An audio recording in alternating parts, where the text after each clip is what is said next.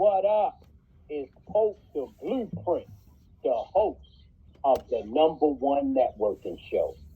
And I like to take the first couple of seconds of each show to highlight any local brands that I may be wearing. And tonight I am wearing XI11, which is a local 17-year-old entrepreneur. So I encourage everybody to support your local brand. And so we have a special guest in tonight. How you feeling tonight, good brother? Man, I'm feeling awesome, man. Thanks for having me on here. I appreciate everything you're doing, and I really appreciate you even reaching out to want to do something for this. I'll take it lightly. Man, I appreciate that because we have to push the culture forward, right?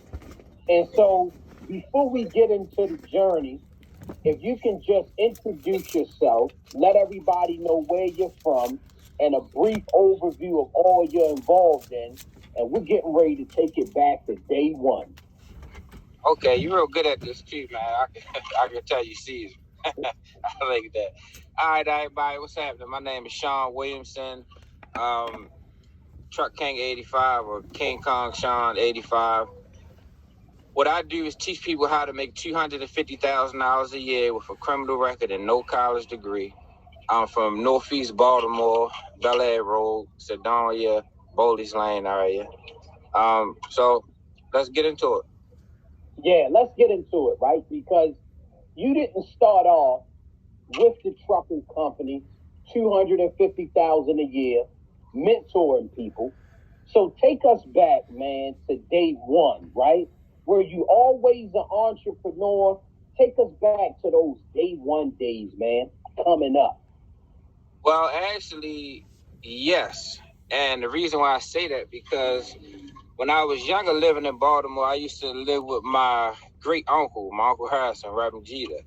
And he had a snowball stand. So he used to have us working that every now and then. My cousin Chip was running it, and I was under him. So I tag along and be a part of that. But on a more personal level, I always did odd jobs. I would go to the supermarket and help people with bags. I would rake leaves. I would shovel snow, cut grass. I would when I was in middle school, I went to Northeast Middle School. I would leave out at lunchtime and put a pencil in the door so I can get back in so I don't get locked. If anybody from the area, they know that it's a store right behind Northeast Middle School. So I would run down there, get candy, come back, and sell it in school. And we would play cards in school. We played Tunk for dollars and all that type of stuff. So I was never inactive. I always had something going on, but I'm not gonna paint no picture like I had 100 lawns back then, but I was always active. And same way you see now, you see a lot of the squeezy boys. Back then, it was the grocery store. You go to the grocery store, stand out front, say, "Hey, can I help you with your bags? How you doing, man? I can help you with your bags, or can I carry your bags to the store?" They give you $1.50 or whatever. So that's what we did back then. It used to be, I believe it was Value Foods on Frankfurt and Bel Air. Right across from Westwood Videos. It's Aldi's now. Okay. Yeah. Right across from Bank of America. Yeah.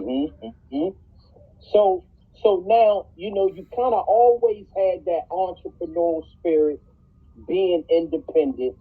When did you really take that shift, right? Because I know coming up in school, our parents tell us, go to school, get a good job. But what was that shift like for you as you transitioned getting older? Well, I think we gotta go back further than that. So I used to move a lot. So just middle schools, I went to Fairleigh Elementary, I went to Glenmore, and I went to Gardenville. And so we would always move. But I was in special education actually. I was in special education. There was about 5 people in our class. The only class they would put me in a regular class for was math. I would go in with the regular students, but I would stay in a small class. And when I got into middle school, they put me in the regular classes without testing us out. But the thing is, you didn't have to necessarily do work back then. It's probably still like that now with this No Child Left Behind. But as long as you were signed in the home room, you were pretty much just there. You pencil fighting, you shooting dice in the bathroom, pitching quarters, or whatever you're doing. And that's kind of how I grew up. And when I started I remember we used to play cards, and they used to call it the Do Ranch, 20 grand down Boldy's Lane. And we lived down there, well, not in there, but around the area on Truesdale. My homeboys was down there. But I remember I used to save my card money. I had a little chocolate box with ones in there. Back then, you get a half ounce for $30. And I remember saving up, trying to get a half an ounce. And then when I actually got into high school and the summer of high school, my cousins was older. So I would go and run with my cousin Chip, and they was into the robberies and stuff because that's what his older brother was in. So as he was following his older brother, I was following him and got involved in that with them. And he wound up getting arrested. And I actually talked to him earlier. He got 20 years in on the 43-year bit. He got locked up when he was 17. They took him to court on his 18th birthday so he could be charged as an adult. But what's significant about that is the day that he got locked up was the day when I started hanging down the 7-Eleven, 4200 Bel Air Road, with my god brother, Kevin Tyler. Now, that's where you make the shift from the robberies and that type of stuff to hanging with the hustlers, the people on the corner, and things of that nature. So, started getting into the weed down there, eventually got into crack, and as I got older and matured, I got into heroin. So I got a saying, same thing, different game. So I was always active as a youth, as a youngster with the grass and with the helping people with bags. And then as I became a teenager, I got into the drugs. And that was a short-lived thing. I mean, my highlights, I was 18, driving a Lexus and all that stuff, but I could never stay free. So my third time my third time staying arrested, but going to prison. The first 2 times I would go to jail fighting cases. And the last time they sent me to Hagerstown. So while I was up there, I got kicked out of the GED program and I lost my good days, which was a good thing. And it seemed like the worst thing in the world. I fought so hard to get my good days back, but in order for you to get your good days back, you have to prove that you're worthy of it. So that's where my personal development journey started, because I started taking all the programs in there. Because you take the programs, you get the certificate, you submit that to case management, then you trying to appeal to get your good days back. So what seemed like it was something bad turned me into a self-help junkie. So I started taking all the programs. I mean, some of the programs I took 2 and 3 times. It was one particular program. I signed up so many people to come down there. They actually came down there to watch me. And I remember the administrator's name was Carl, and because they didn't know what I was up to. I was doing this from the heart, and that goes back to the same game, different thing. So the same way, once that stuff started helping me, I started trying to get the inmates to do it and actually signing people up. It's the same way that when trucking changed my life, now I'm trying to pull everybody into trucking because it's working for me. And I was taught that you can't teach somebody something unless you can prove that it works for you. So I showed throughout my daily life how it's working and benefiting me, and that's what I use as a tool to teach. The Bible tell you can tell a tree by the fruit it bears. So. Yeah, that's, man, let's take it back, right? Because at the moment that you were introduced to self-development, right? Yeah. What was that shift in your mind? Was it something that you had to fight, or once you picked up those self-development books, and was it one particular one that stood out that kind of transformed the way you thought? I told you was good at this, man. Actually, it was. You want me to tell you? Because my good friends that used to write me, I ain't gonna put it out there, but she really helped me down my first couple times going to jail. And when I used to write home, you could barely understand what I used to write. I couldn't spell. I was pretty much illiterate, and I still can't spell to this day. But what I'm saying is I never read my first 2 times until the second time I was on lockup. My next door neighbor had this book by Nicky Turner. It was called Riding Dirty on I-95. And at the time, I was taking trips to New York because my family is essentially from there. And I got kicked out of Maryland at one point, so I lived there for a year. And when I came back, I would return to deal with them. So that's what started me actually reading. And then when I got into prison, and let me just interject right now, the difference between jail and prison: jail is a holding place while you waiting to get sentenced. Prison is where you go after you've been sentenced. That's a home environment where we would go out to the library and all that stuff. So I started reading with the Nicky Turner. Then my third time going, in my quest to get my good days back, I went to the library. It was this guy named Reginald Lewis. It's the most important book in my life. He had a book called Why Should White Guys Have All the Fun? And he was sitting on the front like this, with a cigar, Italian suit on, nice watch. And I said, you know what? That's a good goddamn question. And I started reading it, and come to find out, he was one of the first black guys dealing in billions of dollars. He was in the leverage buyouts. And even what hit more home was he was from Baltimore. Matter of fact, it's a Reginald Lewis museum downtown. So I read that. Once I found out he was dealing in the billions, I started studying billionaires. So I would get, people not going to like this now, but back then, Donald Trump was America's billionaire. Regardless of what he's doing now, I'm talking years ago, back when he was taking pictures with Puffy and Tyson and Don King and all them guys. So I started reading his books, and then I started. There was this magazine, a discount bulk book purchase where no matter how many books you bought, you only had one shipping cost. So what I would do is I stopped eating. I stopped going to commissary and started spending all my money on books. It started feeding my mind. I took a small business course in there through the mail. I started losing weight and everything. But that was the best thing I ever did. People used to say I was crazy. It was another interesting moment. This guy called Kevin Trudeau. We was in the dorm, late night TV. You know how the infomercials come on?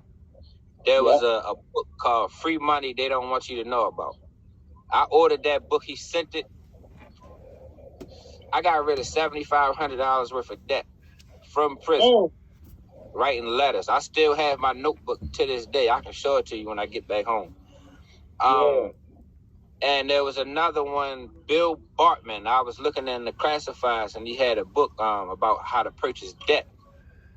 I wrote him. He sent it, and so as I started reading everything about real estate and about business and personal development. There was one guy, how to make millions in real estate in 3 years. His name was, what's his name? I can't remember his name, but he's out of New York. But what's special about that is he's a publisher. And that particular guy who I wrote in prison, who wrote me back, is now the publisher. He's the one that helped me publish these books. He's the one that helped me publish these books. And what's significant about that is I encourage people that's in prison to reach out to me. I deal with people. It's so many people that's getting out the feds that come and holler at me. They got trucks now, getting out of the state joint. And I'm not going to just say, this your position, I'm not going to deal with you. No, I'm specifically marketing toward them because those are the ones that's left out. And the ones that's left out are the ones that actually need it the most. So that's who I specifically market to. People in prison, people about to get out of prison, or people who have been home that have felonies. Because what's the biggest holdback? Well, I can't get that job, I got a background. Right, or shit, I gotta go to college for that. Well, guess what? I'm showing you how to make $250,000 a year with a criminal record and no college degree. So I eliminated all the excuses. At this point in time, if somebody is not out here doing something with themselves and they've been exposed to this information, it is solely on them. There's nobody to blame. The information is free. There's no excuses. There's no excuses. So, but if I had to point out who was the most important, I would say the Reginald Lewis book, because when I saw that cover, Why Should White Guys Have All the Fun, that's what started my personal development journey. The Nikki Turner started me reading. And when I got home, I was going to college at the time. First thing I did when I came home was get into CDL school. But once I accomplished that and started working, I got into college for accounting because I knew I was going to be dealing with money and I wanted to understand how to handle my own money so people can't cheat me. But I seen my lawyer downtown and I had my badge on for school and he was like, "Oh, you in college? That's what's up." And he was like, "Think and Grow Rich, get this book." I got that. Changed my life. Napoleon Hill, man. Exactly. But see, this is the thing. How you do anything is how you do everything. So the same way I wrote that guy and he helped me publish this book, mind you, from within our relationship, I purchased every piece of literature he has, every course, everything. But even with the Napoleon Hill, I'm actually a master teacher in the Napoleon Hill philosophy. I was hand taught by them. I went to Harmers, Indiana to get hand trained. Yeah, I was the only young black guy from the inner city. There's people from the Congo there, people from Russia, all over the world, and it's just me there. And I'm still in relationship with them today. I've actually transported their books when they was moving the facility, because there's 2 locations, one in Hammond, Indiana, and one in Wise, Virginia. Okay. And they Miss Judy and Don, I really appreciate them, working with me how they have, because I learned a lot just dealing with those books. So, it's so many facets, right, that I love about what you were talking about. But what I want people to take away is, like you said, the way you do one thing is the way you're going to do everything, right? And it seems like once you find your passion, once you find that groove, it seems like you have a laser sharp focus, right? And so talk to people about that are teetering the fence, right? They may have something they're kind of working on, thinking about, but share some game with them about, if you want to be successful, you're going to have to go all in. Talk about how you process and analyze things. Sure. Well, one thing I learned from the Napoleon Hill Foundation is the sun rays, right? So the sun shining down, it'll keep everything warm. It can even get some stuff hot. If you got a black car you sit on, it's going to get hot. But dig this. That same sun, if you take a magnifying glass and focus it in a laser beam, will set the grass on fire. So it's that laser focus. And this shit don't happen excuse my language. This stuff don't happen overnight. So I think it's important to talk about how you do anything and how you do everything. When my first job, when I came home, I was telemarketing for $18 a day. All right, I was telemarketing for $18 a day. I was working at Burger King and I was driving sedan, all while getting my CDL and in school for my GED, because remember, I got put out of school while I was in the joint. Yeah. So, but if you want to be successful in something, completely engulf yourself in it. So any subject that you could think of, just say for me, for example, I'm in the trucking, right? Yeah. Okay. I don't just learn about trucking. I actually went to school to get a master broker certificate. Excuse me, not that I'm a broker, but I learned that skill because it's related to my field and it helps me negotiate. I actually started diesel mechanic school because it had something to do with trucking. So anything you want to get connected with all the different areas of what you do. I didn't stop at trucking. I got into the limousine. All while I was driving trucks previously, I was driving limousines and party buses for people as a gig for 7 years. All right. But look, we all in transportation. You see what I'm saying? All this has to do with transportation.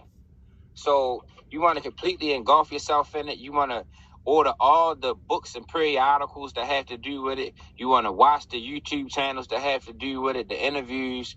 You want to research companies. And one of the most important things, you want to join the trade associations because your network is your net worth. So I go to networking events all over the country, but you want to network with people that's within your field because people have information from all different angles that you would never be able to think of. And you can meet somebody that I just met somebody yesterday. I'm down in Atlanta right now. He saw I was in town, reached out to me.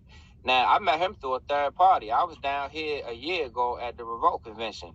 I met a young lady there. We stayed in contact, talked about trucking. I dropped some books off at one point in time. Somehow he got in control of one of the books. He got his books on his hands from her. He called me. He was already in trucking, didn't have his authority and stuff.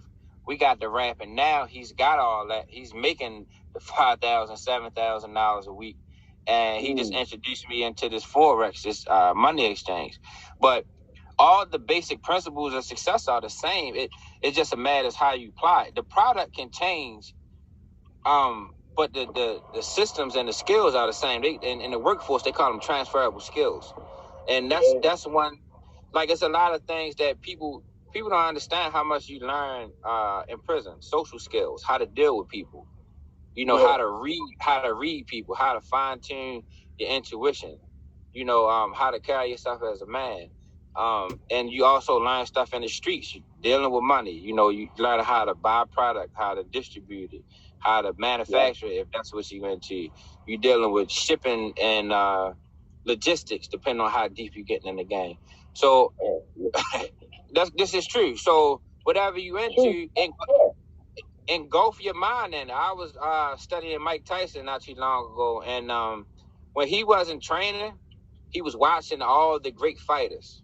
When he wasn't watching all the great fighters, he was reading about all the warriors and conquerors in history. The Alexander the Great and all these great Greek warriors and African warriors. So he was learning about, he was a warrior, so he was learning about everything that has to do with war, fighting, and mastering what he was into. You got to completely engulf your mind in what you're trying to get into and never stop learning. And the cheat code, if there ever was one, is a mentor. And it's not trying to plug me, but I've been doing this for 10 years, right? Whatever took 10 years to learn through trial and error, my nephews and my homeboys and that people I come in contact with is doing in a year, 2 years. Why? Because I already been there. I got an analogy I use. The first person walking through the jungle got to hack down the trees. They got to go through all the hardships. But then the people walking behind them, the path is already laid. You just got to stick to the path. Now, if you choose to wander off into the jungle and get caught by a bear, a lion, a python, an alligator, that's on you. But if you would have stuck to the path, no, this is for real. That's why I seek out mentors. That's why I seek mentors. And I don't always seek mentors that's in my specific career field because I learned how to transfer the information and make it applicable to my life so I can apply it to me. And information is useless if it's not applied. It's useless if it's not applied. And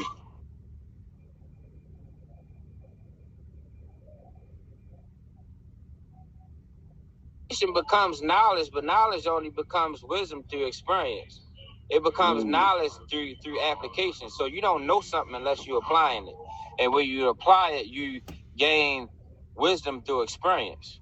So knowing what to do is prime example. If I'm driving and my truck start to slow up right now or it cuts off, I have the wisdom to know to stop it and check the fluids because it might just be cooling low, and I could pour some water in there and get the truck started right back for something so simple. That's the wisdom that I've gained through experience. Somebody just jumping out there gonna have to call a tow truck, a mechanic out, spend money and labor and so on and so forth because they may have had the book knowledge, but it's not wisdom until you start applying it. And also,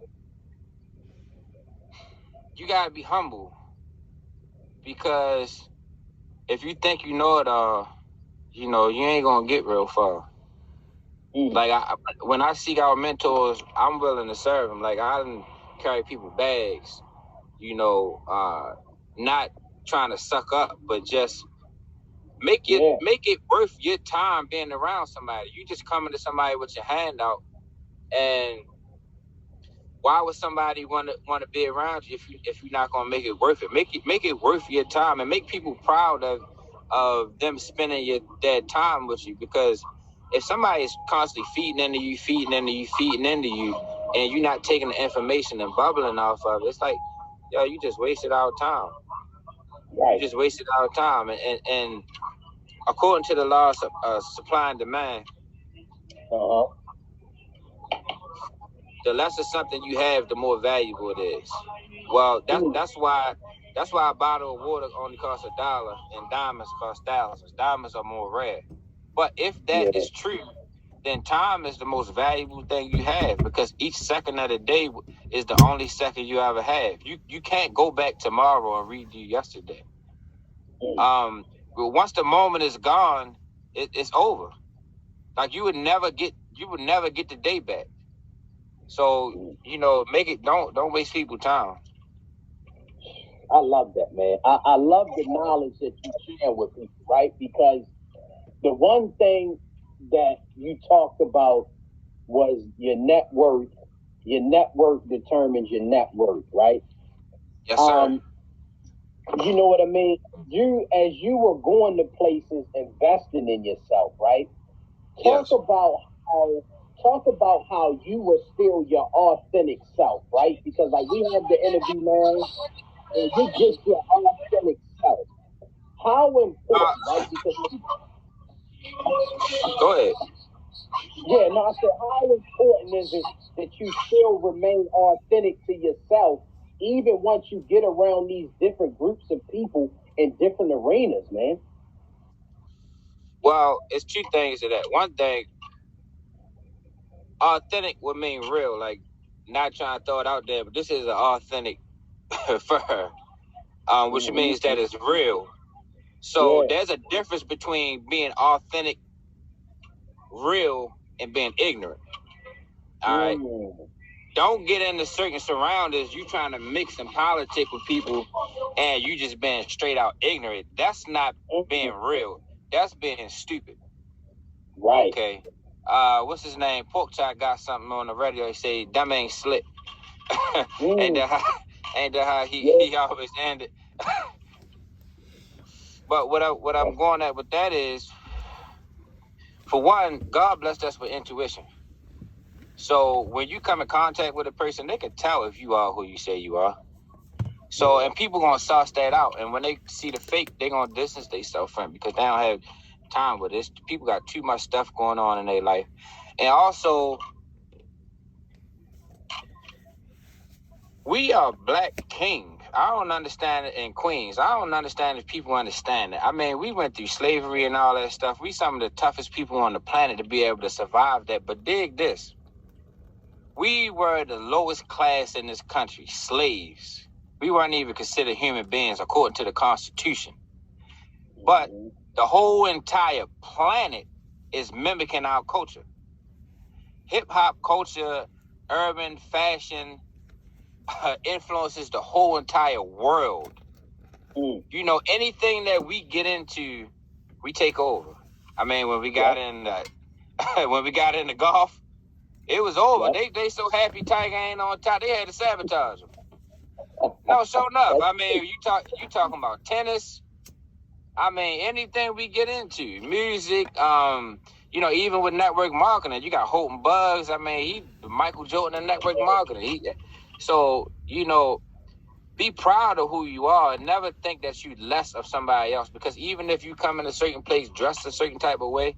And I'm not talking about pants hanging off you behind, all your body showing. I'm saying if you swagged up and you got yourself presented how you feel is the best representation of yourself, and you do come across somebody who is, they take it the wrong way or got something smart to say about it, and they from a different culture, that's really jealousy or envy or hate from the inside coming out, because they really want to be us. They really want to be us. I got nothing against any other culture. I deal with people from, one of my best homeboys, my man Sean, he's a white guy, work at the post office. That's my man. And, but as a whole, the whole world is mimicking our culture. Look at the charts, hip hop culture. Look at the McDonald's commercials. They all jingles, raps. All the influencers. Why do you think they pay a sports person to wear a certain brand? Yeah. It's not cool until we do it. Right. And I think we misuse that power because we allow our influence to build up people's and I like that what you're doing with the shirt. That's awesome. And the fact that he's a young guy, and doing this thing.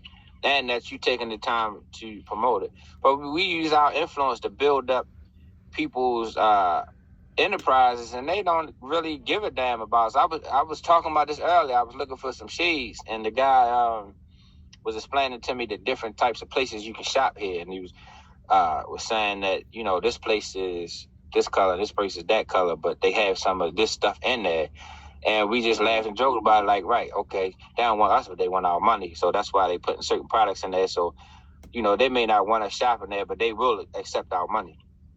Yeah. But you have to be yourself. As a matter of fact, you're not going to be happy unless you're yourself. That's true.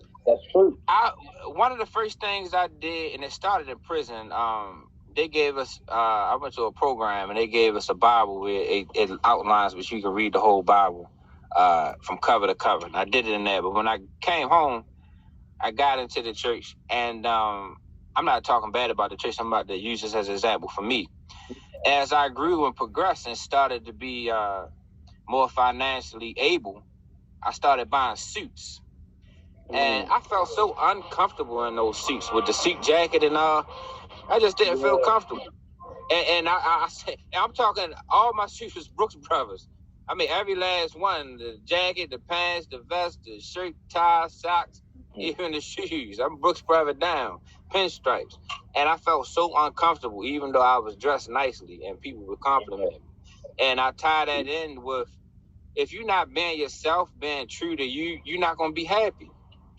Yeah. Why you think you run into people when you go to jobs, like, say you go to a McDonald's and you run into a disgruntled server, and in your mind, you like, shit, why you mad at me? If you ain't want the job, you shouldn't have took it. But it's not, they doing what they got to do, but the thing about it is you feel this anger inside because you deserve more. You see what I'm saying? And that ties into you not being who you are. You're not operating at your peak level because, you're not having things your way and you're not being who you are. And that can be frustrating. That matter of fact, that's one of the most frustrating things about coming home from prison. Those first couple of years when you building foundation and you doing whatever you got. I delivered pizza and, everything. And I was always moving toward my goal, but there were times where, I knew it was more out there for me, and, I wasn't completely content. That's why my first few years, I had absolutely no social life. None. I was working 2-3 jobs at a time. The most jobs I ever worked at one time was 7. I'm talking real jobs I can count down. I got to my 8th one, they hired me as a teacher at a truck driving school. When I got there, I said,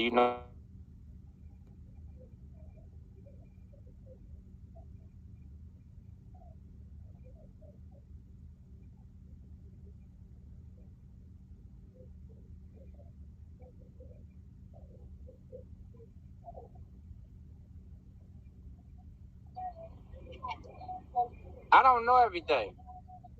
Yeah. And I don't claim to. But I have an inclination in my heart because of how I grew up. I mean, it was two women that was instrumental in me growing up. My mother, who was a nurse, a caregiver, and my cousin, who was a giver. I mean, type person, every time you see her, she give you a card. You never leave her house without getting something. And those two things was instilled in me as a young person. So I don't claim to know everything. It's people out here making more money than me in trucking. It's people that's, way far more advanced than me, but I have it in here to do what I'm doing. So, I think that's what makes the difference. And people can feel that when you talk to them. I mean, there's a guy now, Vito, I ain't gonna put his government out, and he contacted me from the feds. And we started corresponding through email. And he's home now. I mean, he's doing excellent. Flipping houses, got his CDL. I mean, he ain't even been home a year. I ain't even been 6 months. I mean, he came home. I met up with him. We drove around in the truck and so many others. But he's like a shining light because, like, he took the initiative from inside. And really, that's when I started. My stepfather was a truck driver, but he never showed me anything about it. All I knew was that he drove truck at one point in time. But when I was in the joint, I would read the newspaper, but I would start to classify from the back and read the classifieds. And I would notice that there was always 6-7 trucking jobs as opposed to one plumbing job, one electrician. And they was all starting at $50,000-$60,000 with $3,000 sign-on bonuses, $5,000 sign-on bonuses. So I make up in my mind, okay, this is what I'm going to do. Then I got the CDL book and there, started studying it. Then by the grace of God, it was a guy on my tier. I think he was from Dallas. I forget his name, but he was telling everybody how he was owning trucks and he had a car carrier, was making X amount of $1,000 a week, and everybody thought he was bluffing. But he got the magazine one time that sell trucks, and he let me hold it. Then I started seeing the prices of trucks, and then like that really shifted my mind because now I'm on some, okay, trucking, driving is cool, but you can make thousands of dollars owning the truck. And that made a big shift in me. And the reason why that's important to say it now is because my own personal trucking journey started from inside of prison. That's where it started. So I like when people call me from prison and from jail, or had that people contact me and get the information. I just talked to one of my cousins earlier, my cousin Keon, and he his man in there read the book because I sent it in there. He read the book and he about to come home. He gonna be reaching out to you. Shit, my big cousin Chip just talked to him earlier. My man in New York, he got. So I think you talked about finding your purpose earlier. So trucking is my job. That's my career. But my purpose is to be out here and affecting people's lives so they don't have to break law. And I use these things as tools. Because if you look at the African American community, I mean, as far as the underworld is concerned, who's the idols? I mean, the drug dealers, the pimps, because the pimps got the fly shit on, the drug dealer got the Dookie rope, the BMW. So what I did in my life was, when we talked earlier about you tell a tree by the fruit it bears. So what I did was I went and acquired them things as tools of proof, a validation that the information I'm giving is correct. And now I'm saying, hey, I get it, homie. I mean, you want the fly shit, you might. Burger King ain't gonna do it. Domino's ain't gonna do it. But guess what? This motherfucking trucking shit will do it. And guess what? If you don't believe me, analyze my life, because I'm showing you day in and day out, dollar for dollar. This book right here shows you a load. This load paid $5,000. But right, this load took 5 days to do. But what's important, you know how when you go to court and they talk about a true bill, that's a slang term, true bill, but that comes from a true bill and testament. That's a document, proof. I got the document in here with my own personal information in there from this load that proves that I'm not just out here telling you some bullshit. I'm not out here. I got better shit to do than be on the internet bluffing all day. So no, seriously. So I want the young brothers to holler at me. I want the dude that's running the block and, pitching and shit. And, he done made 5,000, 10,000 a day. And to see it and say, dang, whoa, yo just did a load for 8,700. How can I take this money and do that? Well, how can I get out of this and do that? Because I'm doing this because I feel like there's a certain level of life I should be living on and things I should have.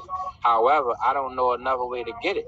And this is the most available means I have, according to the knowledge that I have and according to what's accessible in my environment. So this is what I chose to do. Now comes Sean to say, I dig that. Check this out. Because now you got another option.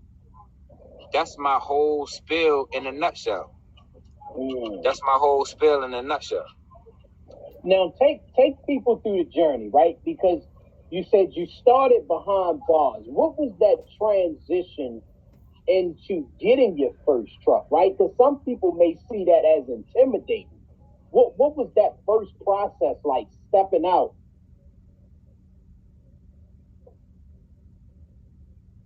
My journey in trucking. All right. Yeah. I was home my first month. I came home August 31st, 2010. I signed up for school 30 days later. It was October the 3rd. All right. I got my CDL 6 months later. I went to Allstate. Now, I was still on the box. I had the VPU, the Violence Prevention Unit thing going on. I couldn't leave the state. So I got a job with a construction company that had CDL trucks. I was fixing poles and all this stuff. This company called Madasco LLC. I did that for 9 months to get me a little bit of experience, learning how to shift. All while I'm doing this, instead of me going out hanging Friday nights, I'm going to the truck stop. I'm hanging at the mechanic lot. Lee got me my first trucking job. So I'm hanging at the mechanic lot, talking to people, talking to drivers, finding out rates. Even when I was in school, it was a trucking company next door. I would leave school to go over there and talk to Peanut. And he's still working he running shit down there, but he's still down the port now giving people loads and stuff. But I would go and talk to these guys and find information. So through hanging out at the mechanic lot, Lee sent me to he couldn't hire me because of my experience. He sent me to somebody else who couldn't hire me, who sent me to somebody else who I went and thought I was going to work for, but I was actually going to work for Mr. Fred. I learned that out around day 2 or whatever. I did that for 1 year. Then I got my truck. Mind you, while I was a company driver, I got my LLC, I got my authority and all that stuff, and started looking on the load board because I was thinking with foresight. Because it's a book I like, 7 Habits of Highly Effective People, and one of the principles is begin and the end. It's called reverse engineering, where you see where you're going and say, okay, how do I get there? All right, so then I saw an ad for trucks, $2,000 down. They pay $500 for your plane and for your hotel. I went out there. Mind you, I started working on my credit in the joint. Remember the 7,500 I got rid of because of the book I saw on the infomercial that I invested in and took action. Because that would have never meant nothing if I wouldn't have applied the information. So I got approved for the truck, and I worked as an owner-operator. I worked down the port for like the first 5 years. So I financed it. I didn't even have money for fuel. They put a certain amount of fuel in it for me to get back. I got back on empty. This is not I swear to you. And when you're owner-operator, they'll give you a fuel card. So I got back, got the fuel card, bust my first load. That got me through the week.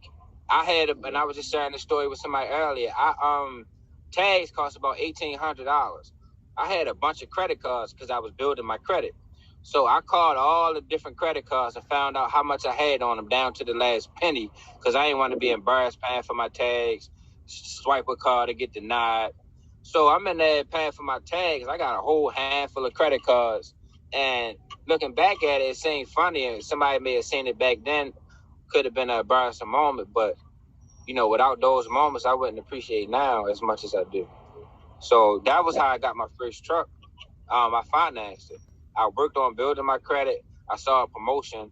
And this stuff still going on now. I just got a truck for Aero Truck Sales. It was $17,000. I put $2,500 down.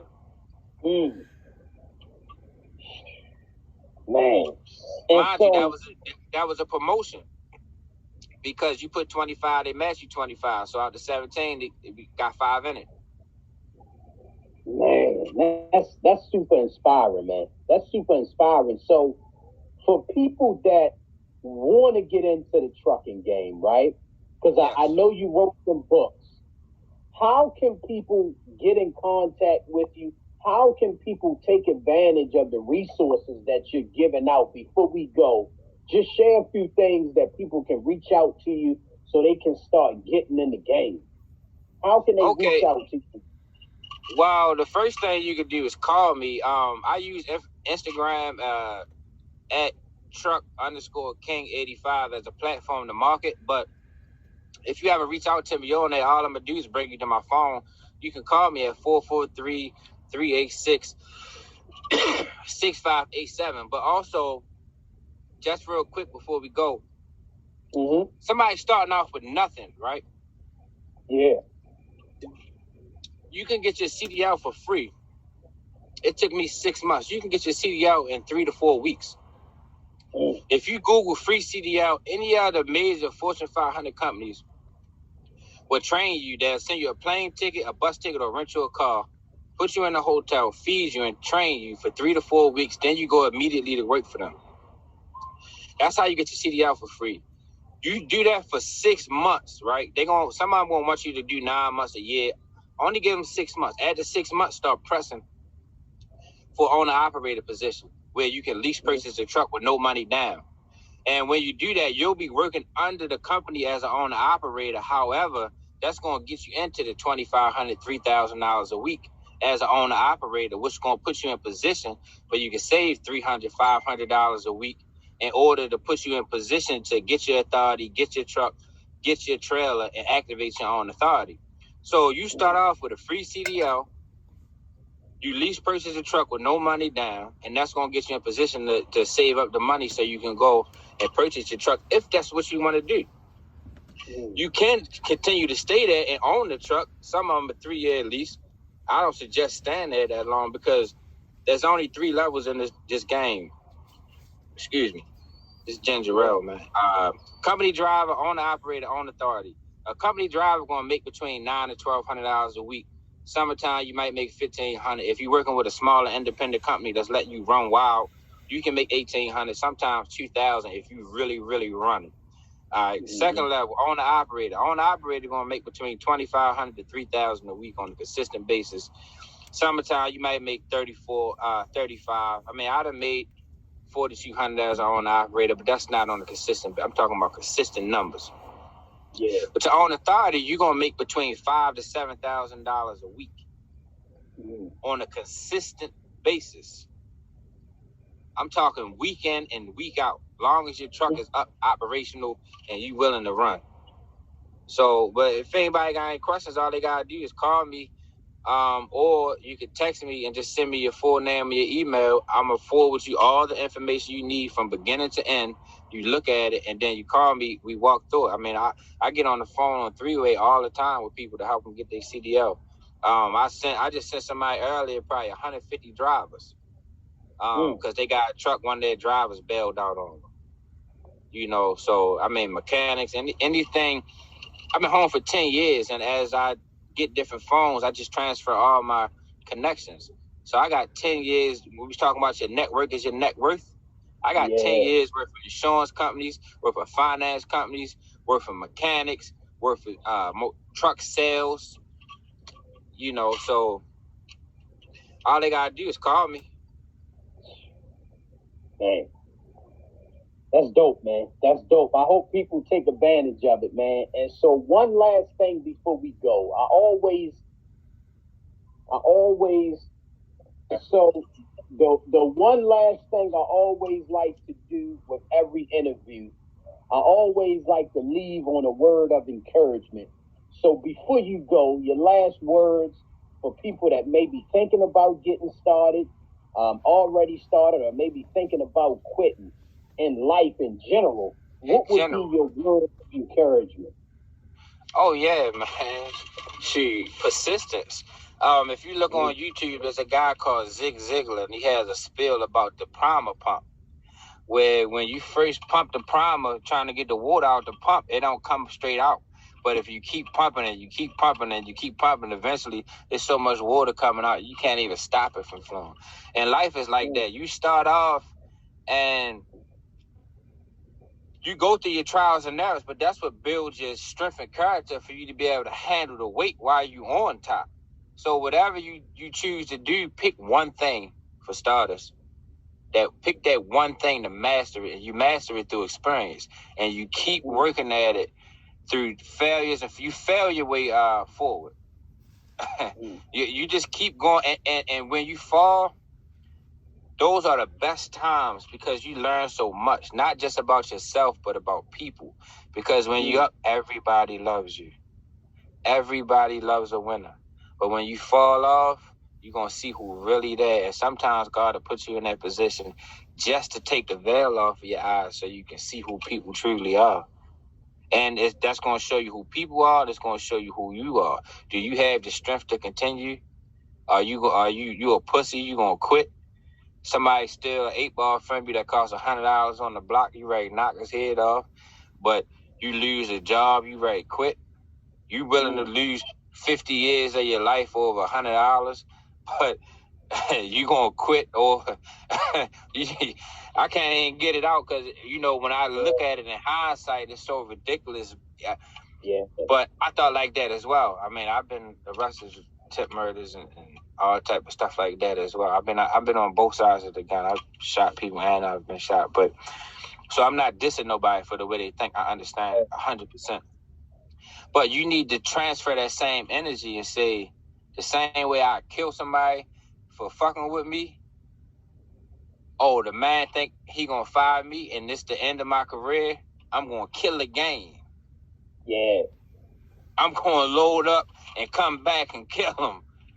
Yeah. Same way you walk off, okay, you try to embarrass me in front of everybody, I'm gonna walk off like it ain't nothing to bring the joint back and kill you. Same way they try to embarrass you and fire you because they trying to stunt your growth or because they don't like the way you talk or the way you look. All right, you walk off. Go back, get loaded up, come back and kill them. Hit them hard. That's all you got to do. It's a paradigm shift. You got to change the way you look at things. That's for real. Man, you know what? I thoroughly enjoyed this interview. I'm excited for people to get this information. I appreciate you taking time out of your schedule to share this game, to share your vision, to share your passion, man. I really appreciate it. I appreciate you even more, man. Thank you. It's been a pleasure. And for the record, man, somebody else reached out to me and we got mixed up in the messages some type of way. But this is my very first solicited interview. So, this one always going to stick with me. If there's anything you ever need, just holler at me. I appreciate that, brother, man. And so we'll definitely be talking, for sure. No doubt about it, man. So much success to you. Peace, love, and blessings, man. Same here. Peace. Peace.